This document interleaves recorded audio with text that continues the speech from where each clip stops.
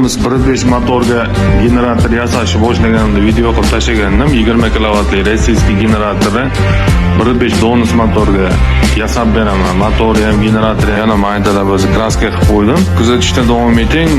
Ertaga buni olib borib o'sha chevarxonaga oddiy trubada gazni ishlatib ko'rsatib video qilib qo'yaman.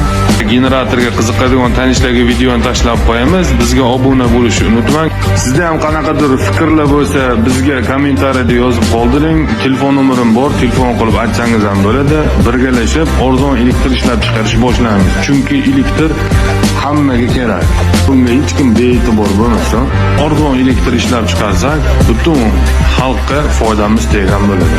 Kommentariyada o'zingizning fikringizni qoldiring. Bizda hamma sharoitimiz bor. Qanaqa generator desangiz yasab, qanaqa motor desangiz o'rnatib, birgalashib shu yerda yasab ko'ramiz.